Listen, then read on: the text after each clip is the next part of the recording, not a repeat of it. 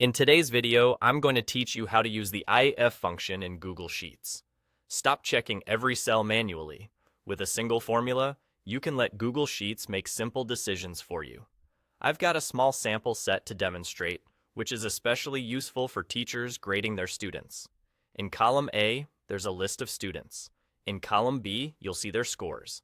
The passing score is 50, and anything below 50 is considered a fail.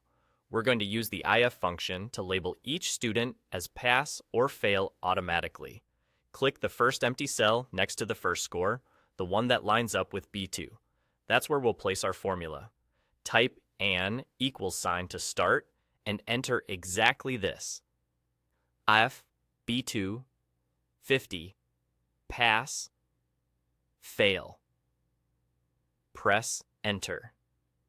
Immediately, the cell will evaluate the score in B2. If the score is 50 or higher, you'll see pass.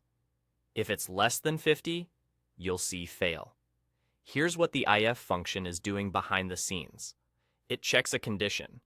In our case, the condition is B2 greater than or equal to 50.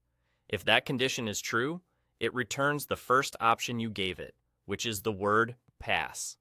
If the condition is false, it returns the second option, which is fail. That's it. It's a true or false test that outputs exactly what you want based on the result. Also, note that 50 is included as passing because we used greater than or equal to.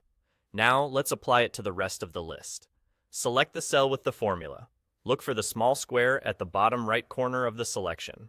This is the fill handle. Click and drag that handle straight down to cover the next 4 rows. So you've filled the formula for a total of 5 scores. As you drag, Google Sheets automatically updates the cell references, so B2 becomes B3, B4, and so on, matching each row's score.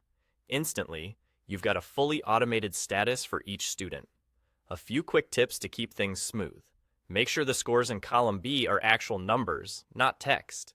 If your formula appears as plain text and doesn't calculate, you probably missed the equals sign at the start. Keep the quotation marks around pass and fail, since those are text results. And if you prefer different wording later, you can change the text inside those quotes without touching the logic. That's all you need.